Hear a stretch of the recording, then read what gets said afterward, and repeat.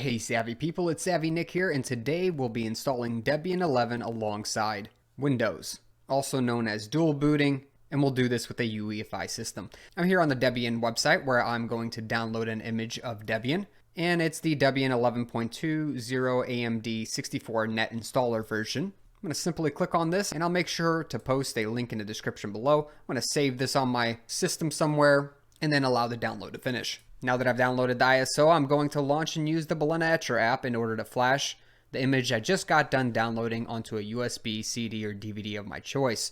We can select an image, and that image that we're going to select is the one we just got done downloading. So this Debian 11.20 AMD 64 net installer image, that's the one I want. So I'm going to click open, and then the next thing is to select whatever USB, CD, or DVD you want to put the image onto so you can create a bootable disk. So you can hit change. Mine's already populated. It's going to populate whatever it can find on your system. I got my verbatim store and go USB selected. Now be sure that you can use this USB, CD, or DVD because all the contents of it will get wiped out in order to put this image on the drive. Then I'll hit continue, and now we're ready to flash. So then just hit yes to allow Balena to use administrative privileges, and things will start flashing. Balena Etcher is an easy to use application available for Windows, Mac, and Linux. I'll put a link in the description below if you want to download the application. You can also use any other application that can create a bootable disk, such as UNetBootin or Rufus.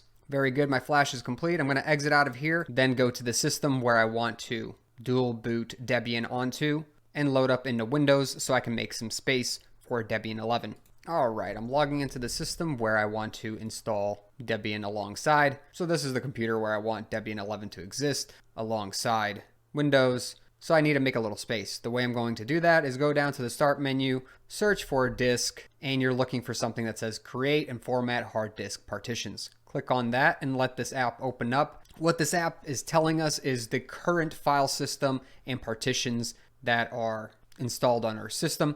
As we can see down here, we have an EFI partition at the beginning, our root file partition here for Windows in the middle, and a recovery partition at the end. So I don't want to touch either of the ones in front or end. Instead, I want to focus on my root file partition. For me, it's the C drive. Yours might be something different. Right click on this, and what you want to do is hit the shrink volume. Why are we shrinking this volume? Well, if we want Debian and Windows to exist on the same disk together, we have to make some room for Debian. I'm going to use about half of this space, so I'm going to use right around, let's just say 64 gigs for Debian. One thing I'll mention is you probably want 32 gigs or more at least for Debian. Otherwise, you might have problems installing things. And what this will do here is it's going to take 64,000 megabytes or 64 gigabytes of storage and shrink down the C drive so I have room to install Debian on it. So I'm going to hit shrink, and we should see things change right here. We do. Now we have this unallocated space of 62.5 gigabytes given back to me. The 64 or 65 gigabytes is still allocated to the C drive. Of course, if you don't have enough room to shrink, your system's not going to let you do that. So this is fantastic. I can go and exit out of here. And now I'm ready to take that USB I created, put it in the computer that I'm trying to install Debian 11 on, and then I need to boot into BIOS. So that's what I'll do next. And on my computer, when it's first loading up, it's going to ask whether I want to boot into BIOS. The key for my BIOS is F2 or the delete key. Yours might be something different. In order to get into BIOS, make sure to look it up for your particular motherboard or computer. So since mine is a newer UEFI based BIOS, yours might be different, but I can use the mouse on mine, making it a little more convenient.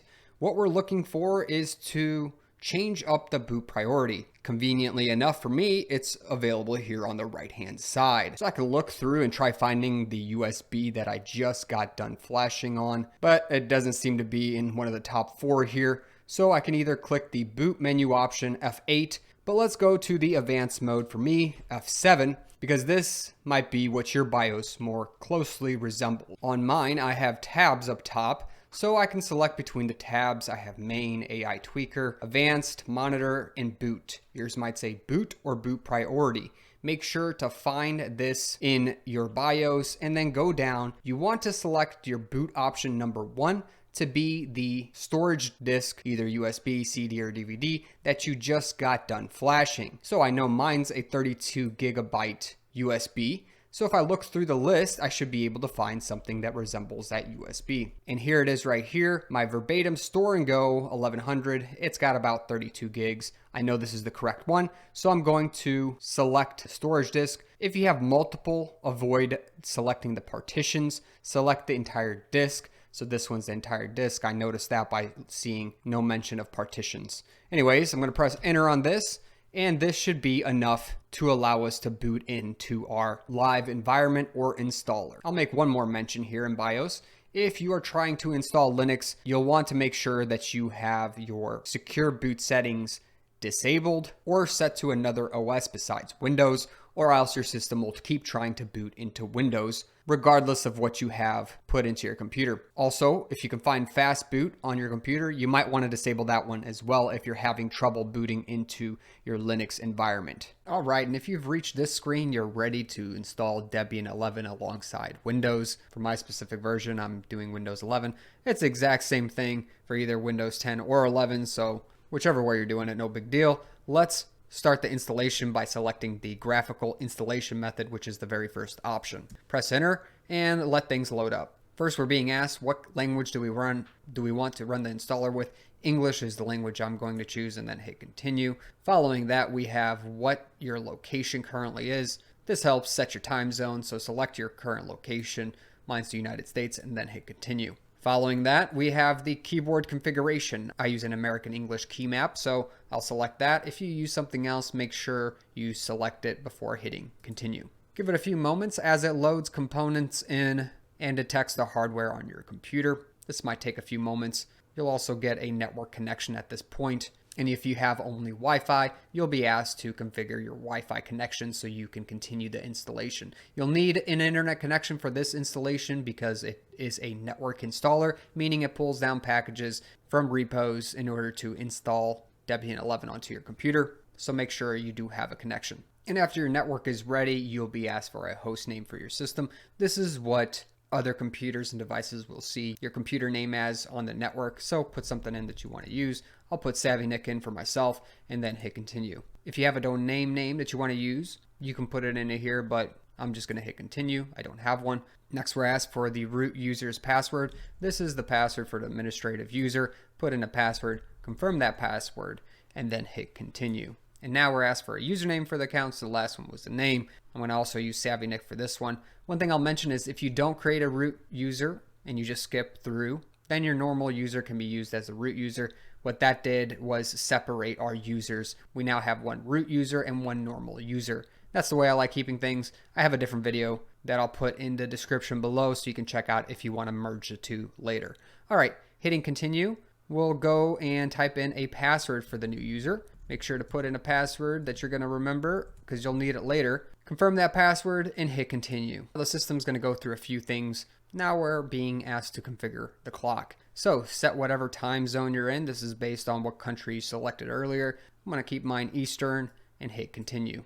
Now the disks are being loaded in. All right, and on this page, we're asked to partition our disks. So we clearly have one disk with multiple partitions. The easiest way to do this is to use the largest continuation of free space. This is the space that we made, which is freed up and not owned by any other operating system. You can also use the manual method, and if you choose to do the manual method, just make sure to make your partitions similar to what is going to be in this guided method. But I choose the guided method because it's the easiest way to dual boot, and since we're beginners, we can use this method here. So I select the guided, use the largest continuous free space, and hit continue.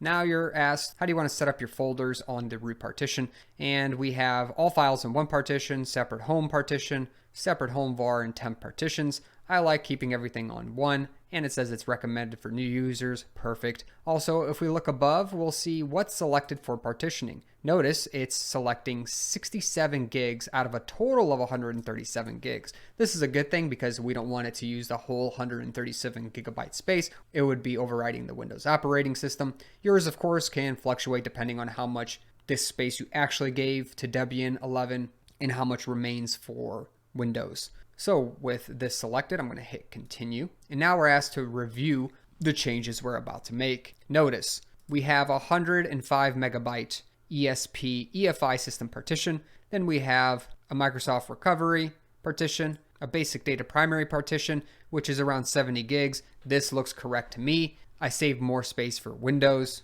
and that's going to remain the way it is. Great. So now we notice 5, 6 were added because that is an ext4 partition mounted at the root directory, and then it added a little bit of swap for us. This is just some extra memory overflow on the storage disk, just in case your memory does overflow, it doesn't crash the computer that way. Besides that, we also have this last NTFS, which I believe was the recovery disk originally. So this scheme seems to add up to what we saw in the beginning. We're not overwriting these, but they were detected, and we're adding these two new ones, 5 and 6, between everything else that's there. Be very careful to make sure that you do see your Windows 11 side of things. If you don't, you should probably cancel out of the installation at this point, because you can potentially override all of your data on the Windows side of things. And if you don't have a backup, that wouldn't be good. So always make sure to back up your data before proceeding through these types of installations. And in any case, it's always nice to have a backup copy of your system. All right, now if everything checks out to you, you can hit the finish partitioning and write changes to disk. Otherwise, if something looks wrong, you can undo your changes to the partitions and then stop the installation. With this selected, I'm going to hit continue because I know things are right. Finally, we are warned one last time. Are we wanting to write our changes to the disks? I'm confident, yes, but just make sure that this isn't referencing anything more than 2 partitions, an ext4 formatted, and a swap partition. And notice how it's partitions 5 and number 6, which are all being changed on this device called SDA, our complete storage disk. And it's not touching any of the Windows partitions. Great. All right, I'm going to hit continue. And now I'll let the installer install the base system, including all core packages, libraries. This might take a few minutes, so take a moment. It can be anywhere between 10 to 30 minutes or even longer if you have a slower computer. But we're well on our way to installing Debian 11 alongside Windows. The next screen asks us if we want to install extra media. Now, some people will need extra media, so you can get another USB, plug it in, and install stuff from that USB. You'd select yes and continue, but for me, I don't need anything extra. I'm going to select no and hit continue. Now select a mirror where you can download packages from closest to you. Since I'm in the United States, that's fine. It'll suggest the mirror for you. You can select whatever you want if there's something even closer to where you're at and hit continue. If you have proxy information, this is where you can enter it in. Otherwise, just hit continue. And now Debian's communicating to the outside world to grab more packages down and install software onto your computer. This might take a little while, anywhere between 5 to 30 minutes, maybe even more if you have a slower computer. So take a moment to relax. And before it continues, it'll ask you if you want to participate in the package usage survey. I'm going to select no. You can select yes if you want to. Here is an important part to installing Debian. If you want a desktop environment, meaning a graphical user interface that you can work with, you have to select one of these options. If you're not familiar with any of these options, please make sure to go check them out, search for them, and figure out which one you would like using the most. The default is the GNOME desktop, so I'm going to select that. It usually comes pre-checked. Just make sure it's checked, or at least you have something checked under the Debian desktop environment. Don't select multiple ones because that could mess up the installation. Whenever you boot into things, it might not know which one to select for you, or you'll be forced to tell the system which one you want to start. Anyways, if you need an SSH or a web server, you can select those. I always get the standard system utilities installed. If you want a very minimal environment, you can uncheck both of them. That type of setup is usually for server setup, which we're not doing today. But with these things selected, I'm going to hit continue. Now it's going to take a little bit as we retrieve software from their repositories and then install that software. It can take anywhere between 5 to 30 minutes. So take a moment to relax and come back whenever the software is finished installing. After the software is installed, we'll get this installation complete screen. It also tells you to make sure to remove any installation media from your computer so that you actually boot into the new system. Otherwise, you will restart the installer. So when you hit continue here, give it a few moments to reboot the new.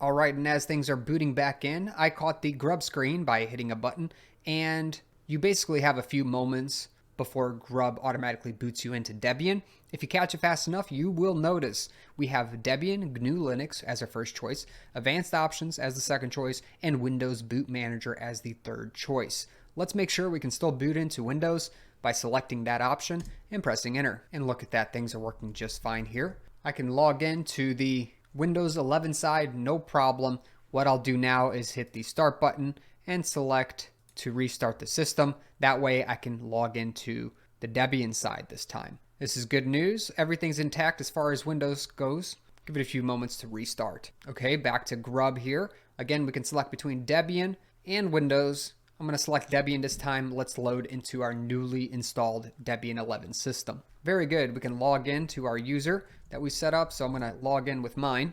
And congratulations, if you made it this far, you've successfully installed Debian 11 alongside Windows. And now you can use both interchangeably. This is quite exciting. If you go up to the top left-hand corner, you'll notice activities. That gives you a dock on the left-hand side. And then at the very bottom, you can show all the applications that come standard with Debian 11. We have Firefox, Evolution, Rhythmbox, LibreOffice Writer, the file browser, software to get more packages and applications, and help. If you need to search for anything, you can do it up top, and you can search for things such as display, and that can bring up your display settings as necessary. Might be one of the first things you want to switch around is your resolution. On the right hand corner, you can turn up and down the volume, manage your wired or wireless connection, go to settings, lock and log in or out of the system, or power it down, shut it down, restart. In the middle, you have the current time, date, and a calendar with the do not disturb notifications in the middle. Again, congratulations on dual booting Windows and Debian together. If you have any questions, comments, or suggestions, please make sure to post them in the comment section below. Also, make sure to subscribe for future videos and make sure to like the video. Catch me in a great community on Discord, and I'll catch you in another video. Thanks for watching.